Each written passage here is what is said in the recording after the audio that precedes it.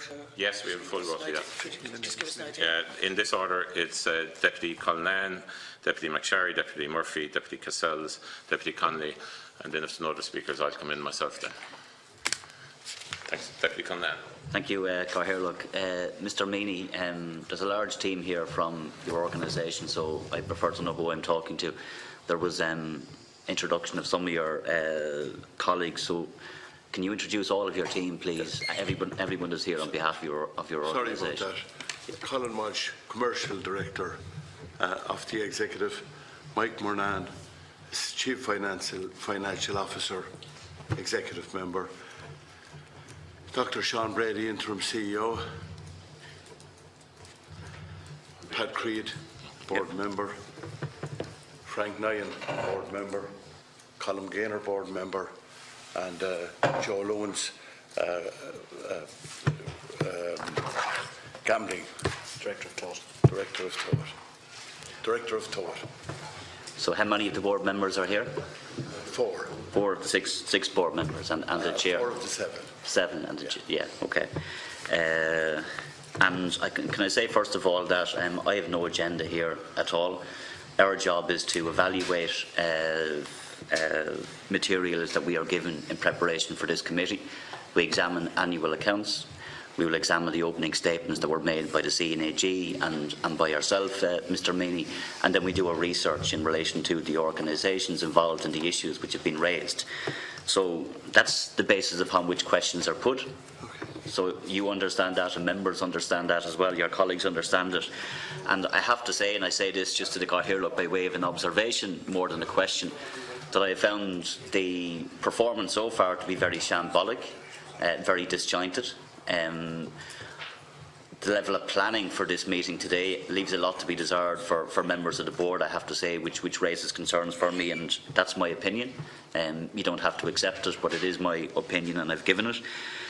But I want to move in then to the questions, because on all the material that I've seen, I see, from my own perspective, mismanagement, poor decision making, bad judgment, incompetence, and nobody is held to account.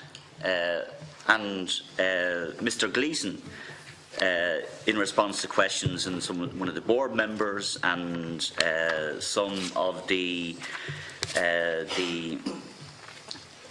other witnesses here as well, in response to questions, said things like, I can't be held to account, the landscape is changing, it happened before my time. And it's excuse after excuse. Nobody takes responsibility for anything, as far as I can see. We blame somebody else. We blame the people who were before us. So my first question to you, first of all, Mr. Meany, I'll move around the room because I'm quite frustrated at the presentations that have been given and the complete lack of acceptance of any wrongdoing whatsoever, of any mismanagement or poor decision making. In fact, I think it was Mr. Brady who talked about good leadership and good management, and I'll come to that in a few minutes. Can I start first with you, Mr. Meany? Can you sit here today and tell me that there is no evidence of mismanagement, poor decision making or bad judgment or incompetence by the board or the previous board in your organisation? Well, to the Chair Deputy, I won't comment on the previous board. But sorry, you're the chair of the organisation, so somebody has to comment on the performance of the organisation. I will come to Mr. Brady if you're not prepared to do it. It is not good enough to come before the Public Accounts Committee and say, I can't give an opinion on what happened before my time. You can give an opinion. I can give an opinion if you want. And I'm asking your opinion, please. You know, as I say, it can only be an opinion. I wasn't there. I wasn't part of that board. I wasn't there either. I have an opinion. I'm asking for your opinion as the current chair. The only opinion that I would give, with the benefit of hindsight, the building of Limerick put huge financial pressure on the organisation. To move on from that, since I came in myself and the board... Just purely for clarity, what date did you go on the board at? The 30th of April 2011. So there was no contracts or anything in relation to Limerick Greyhound Stadium that you had any part of? No signing off of any work or anything at all? Okay, just clear. Remind the witnesses as well that a lot of them spent an awful lot of time commenting on the actions of the previous board. Okay, I mean, in terms of their answers. So you can't have it both ways. I'm asking for your opinion, and then I want the opinion of Mr. Brady, please, in relation to the current board and the previous board. In your view, was there instances of mismanagement, poor decision-making, bad judgment and incompetence, either by the current board or the previous board? If you can directly answer that question, please, before I come to Mr. Brady. Mr. Meany. I probably wouldn't sit here and say we're a perfect board, and I said it in our opening remarks. The man that never made a mistake never made anything. As far as I'm concerned, we have managed the business to the best of our ability. We've put in a huge effort. I told you the problems that were there when we came in. And you know, we can't magic them away. The problems were there, Deputy. We had to deal with them. We had to deal with an outstanding IOU of £2.5 million to Dundee. With respect to Mr. Meany, that's not the question I asked you. So we know there was problems. What I'm asking you is, did the problems arise? Because problems don't self-generate. As you well know, problems are created by people, by organisations. So were the problems that you said you inherited, were they a product of mismanagement, poor decision-making, bad judgment and incompetence, in your opinion? That's a difficult question. I suppose there was a combination of issues. Probably the biggest single issue, decisions were made when the economy was at its highest. The economy collapsed, and it certainly, with the benefit of hindsight, you would question some of the decisions. I can't specifically say to you that any of the decisions that we've made, you know, history will prove. For example, Harold's Cross. While I have the utmost of sympathy for that Harold's Cross and the Dublin Greyhound owners and breeders, my belief is it's the correct decision, but only history will write whether it was the right decision or the wrong decision. Mr. Brady, can you answer that question, please, and give your opinion?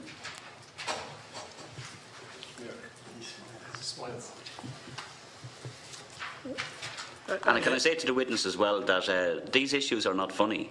These issues are serious. We have, with respect, I'm looking for respect from the witness, and I want them to respect this committee and the work that we're doing. Question, please. Mr. Chairman, or Deputy, I'm appointed by the board, so it's not in my remit to judge the board or anything, or that. I'm the chief executive. I'm paid by the board to do the job, so I don't think it's appropriate for me to make any comment on the board. What's your function, Mr. Brady, in the organisation? Interim CEO. I know it's the CEO. What's your function as CEO, please? To manage and lead the staff in the organisation. To manage and lead the staff in the organisation, and I'm asking you for your opinion on mismanagement, and then you say that you can't answer the question. You can answer the question, because if you are the manager, you can tell me whether or not, in your opinion, that there was issues of mismanagement and poor decision-making and bad judgment and incompetence. And if you're not in the position to answer that question, then quite simply you shouldn't be the CEO of the organisation, in my opinion, interim or otherwise. So I'm asking you again, to answer the question that was put.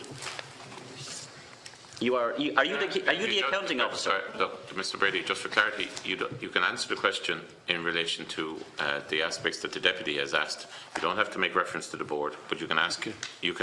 Do you agree with the sentiments as expressed regarding mismanagement and all of that in relation to how the organisation, as opposed to the board, was performing, or is performing? Thank you, Mr. Chairman, for that clarity. I've worked in a number of businesses in my career.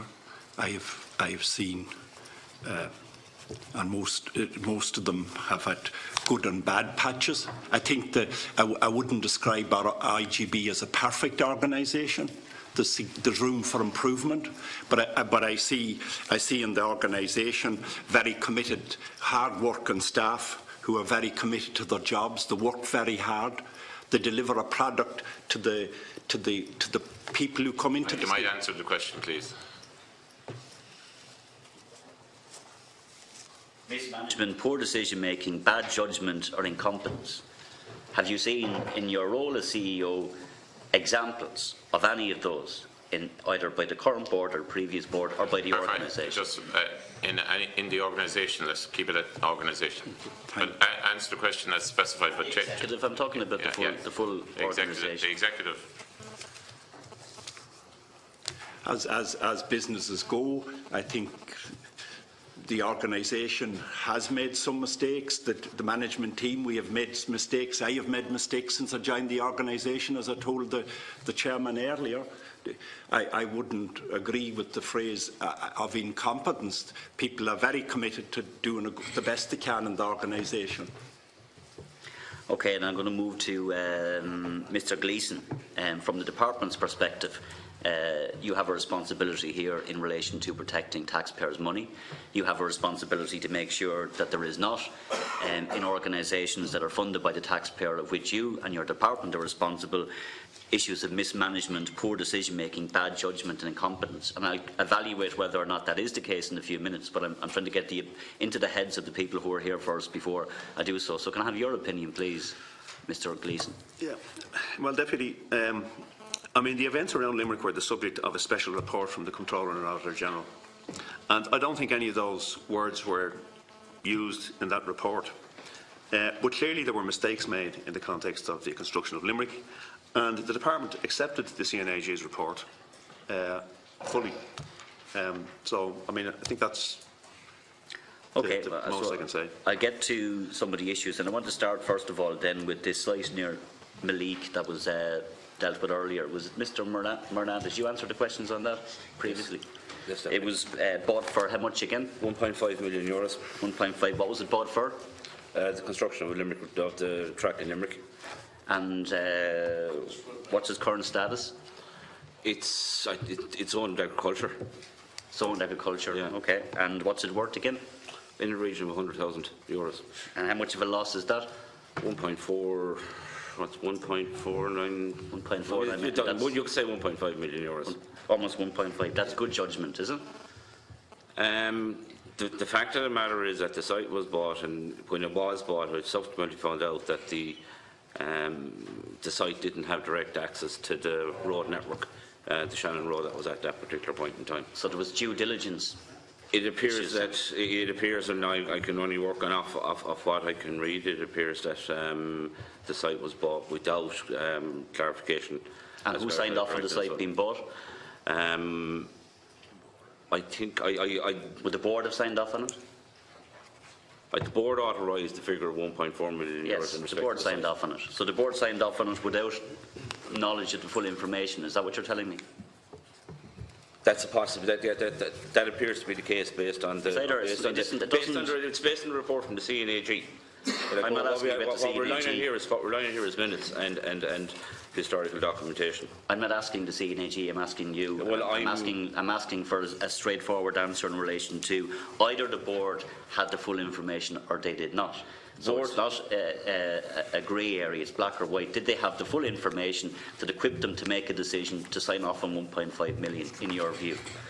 In my view, and yes. Based on what we have seen, it appears that the board had not full information with respect to that size. So we can't say whether it was bad judgment, but certainly there was incompetence by somebody that the full information wasn't given to the board. Would you agree with that? They based their information on they granted 1.4 million euros for the purchase of a site with incomplete information. Yes. So I'll label it. I will call that incompetence. I would see 1.4 million euro as very significant money, Mr. Murnane, so I would see it as incompetence. I'll move now very quickly because I know other people want to come into the sale of Harris Cross. And can I ask Mr. Meany to refer to his opening statement, page 2, paragraph 4, please. If you can go back to your opening statement, please, Mr. Meany. If you can read for me paragraph 4, starting with the decision to sell. Yeah.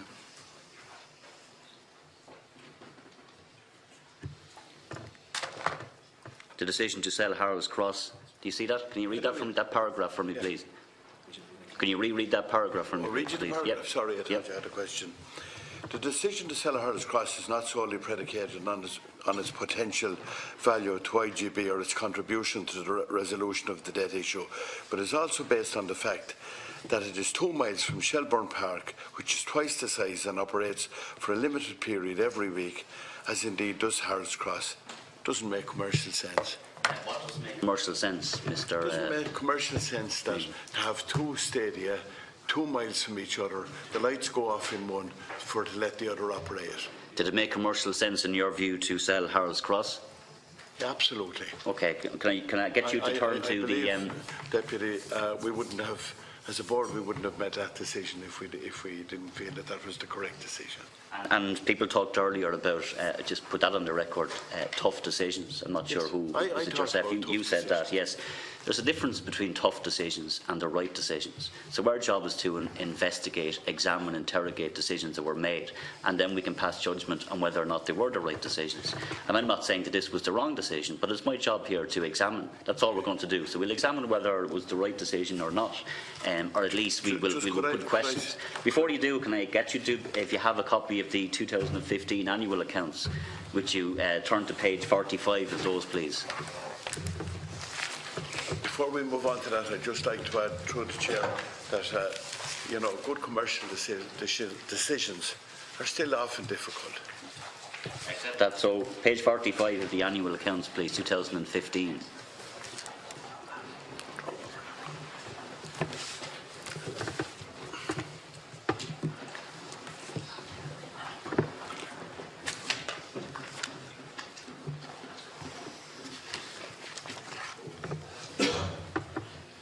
Are we on the same page? Yep. Yeah.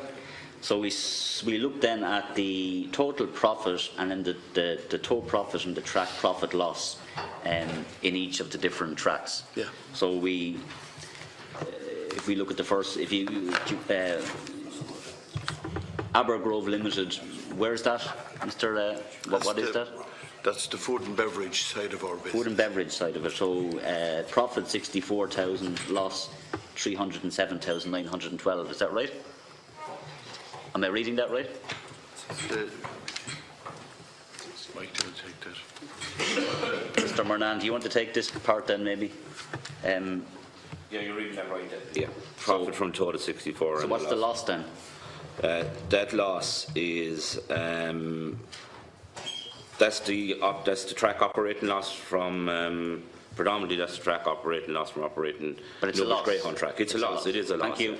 Cork Greyhound Race Company, profit 310,015, loss 221,522, profit of about 90,000. Is that right? That's about right, yeah. Galway Greyhound Stadium, profit of 169,850, loss of 233,645, an overall loss. Isn't that right? That's right. The Kingdom Greyhound Racing Company, 130,000 of a profit, 135,000, so again a loss. Yes. Shelbourne Greyhound Stadium, profit of 725,000, loss of 174, so significant profit there. Profit in both, yeah. And then with the last three, Waterford, Youghal and Mullingar, all losses. Yes. And in Youghall's case, very significant loss. Yes. Okay, and then where then in that is Harold's Cross, that is the Dublin Greyhound and Sports Association Limited, is that it? Yes. So what was its profits? 331 from the total, 53 was track losses. And the loss? 54 track losses. So what was the profit?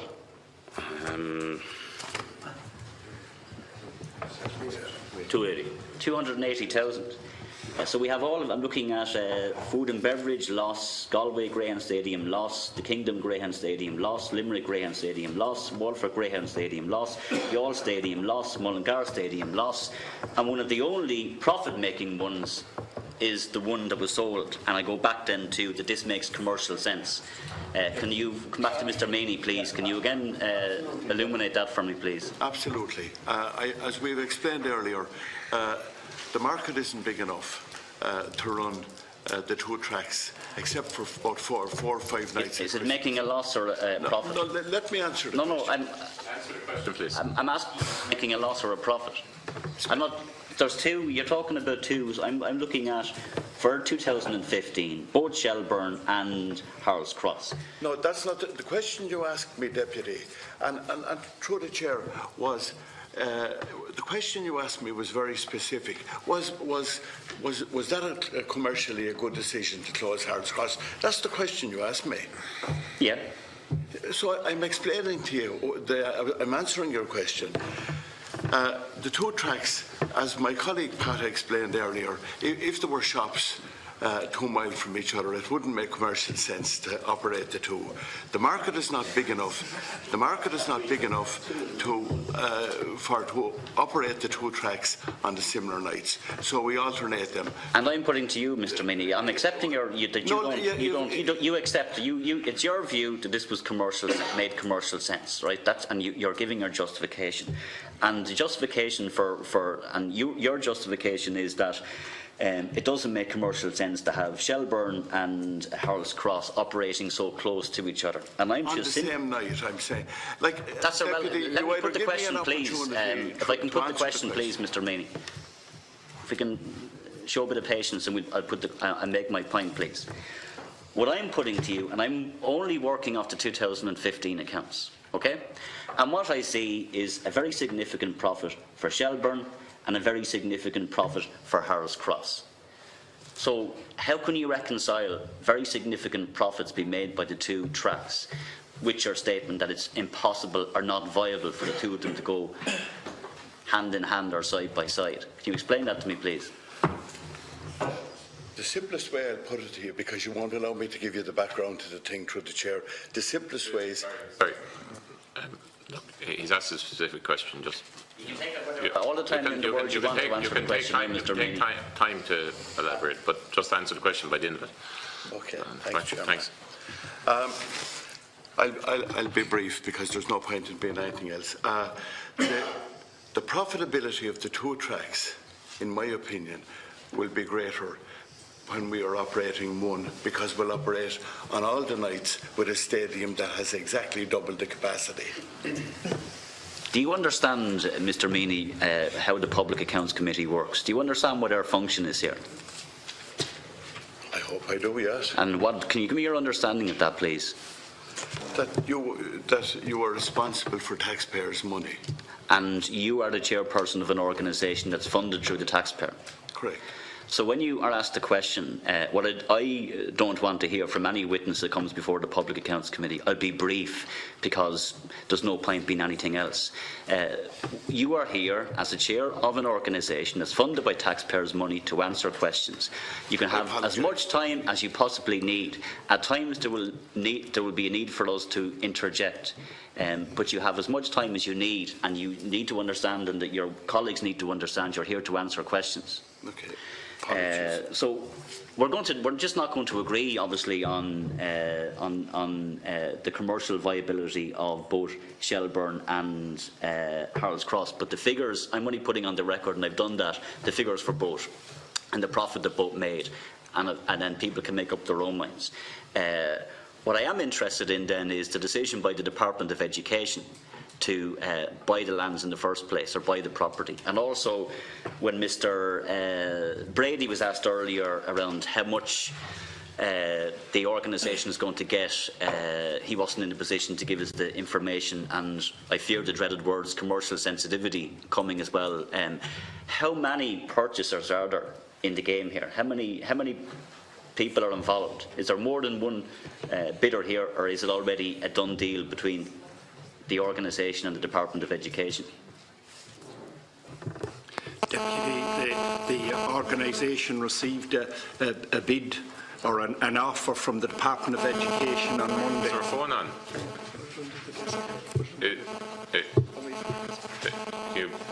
Just put the phone with your colleagues behind you there, maybe, in case you can't turn it off. Have it on silent, sorry. No, it has to be off. Oh, sorry. That's what I requested at the beginning. Apologies. My phone's off. Everyone's phone should be off. Can we just have everyone's phone off, please? Go ahead. Apologies. Okay. Will I repeat the question, Mr. Brady? Please, Deputy. Why are you not in a position to tell us how much the organisation will be getting from the Department of Education? because at this point in time, there are a number of steps to go through the process. We have received advice from our property people, that our property advisor Savills, that the price that has been offered is an acceptable price, but there's a number of steps still to take in the process which will happen over the coming weeks, and when those steps are completed, we'll be able to make the matter a matter of public record. Well, what has been in the public domain, or a figure that has been floating around, is 15 million euro, but you can't verify that one way or the other. No, through the chair, Deputy. Was it sold on the open market? The process, as I explained to Deputy Burke earlier, is quite simple. We on the 23rd of March, the board agreed that the property be put up for sale. I informed the department who owns the Department of Agriculture that this was that the board had made this decision. The Department of Agriculture drew my attention to Circular 17/2016 and asked me to allow education to look at the site. Was there an open market sale, Mr. Brady? No is the answer. Was there a tendering process? These are very straightforward questions, so I can't understand why there's a hesitance to answer the questions. Either there was a tendering process or there wasn't. Is it that you don't know or don't want to answer the question? Mr. Murnane, can you answer the question? Was there a tendering process? Well, if you do, I'm waiting. Let the witness answer the question, please. We received instructions from the Department of Agriculture based on Circular 17/2016, the policy for property acquisition and for disposal of surplus property, which was signed on the 28th of June by the Department of Public Expenditure and Reform. We entered that process. To my knowledge, Department of Education looked at the property. They also had valuation office made a value on it, and arising out of that process, on Monday last, I received an offer from the Department of Education for the property. The board of IGB met. They considered the offer and got advice from Savills, our property advisors, that this offer was acceptable. There are a number of steps to be completed in the process, which will be completed over the coming weeks and months. Okay, so there was no tendering process, no open market sale, that's clear. And can I ask what the zoning is on the land, please? The zoning is Z9, which is open space recreational use. Recreational use and open space. So the Department of Education, are they opening sports fields? Community, and for community what's their plans for it? Is there going to be is this being sold then with rezoning rights attached or anything like that if it's the Department of Education purchasing it? From my discussions with the Department of Education through the Chair Deputy, the intention is to build a school or schools on the site. And is it possible to build, maybe the Department official can answer this, is it possible to build schools on that site with the current zoning? Well, I can't answer that, but that's a question for the Department of Education. But just to come back to the question of putting... Why is it that you don't know if it's the correct zoning or not? Well, I presume if it's zoned for amenity that it would require some rezoning. Rezoning, so you do know then? Well, I didn't say I didn't know. Yeah. But, Deputy, to come back just to the question, and only for the purpose of clarification, there is a convention and it's a circular that if one state organisation wishes to purchase an asset from another state organisation, if the Department of Education, for example, wants to buy a site from Bord and Gunn or any other organisation for the purposes of building schools, there's a process defined by the Department of Public Expenditure and Reform that involves obtaining a valuation from the Valuation Office, which is binding on both parties.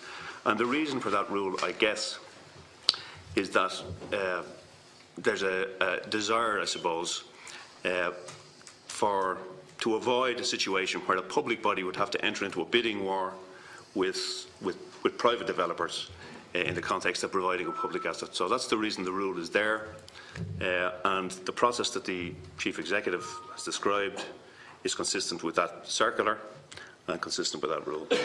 Well, I find that answer almost unbelievable, because it's not about a bidding war.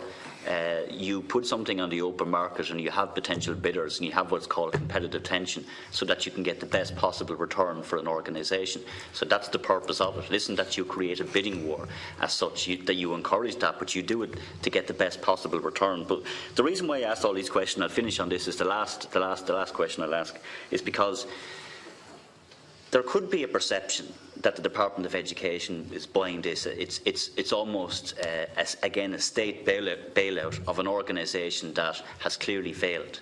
So the Department of Education comes in, writes a cheque for whatever it is, €15 million, wipes out a lot of the debt. Everybody is happy. Nobody is held to account, as usual, for all of the failures and the mismanagement and the poor judgment and everything else. And there's no point even asking the witnesses, because obviously they're not going to agree. That's a question that needs to be put. So in asking that question, I want to hear from the Secretary-General of the Department of Education as to why they were interested in these lands, who alerted them to it, what are their plans, how much are they paying for it, and all of those issues. I want to hear from them as well, and we'll come back to that.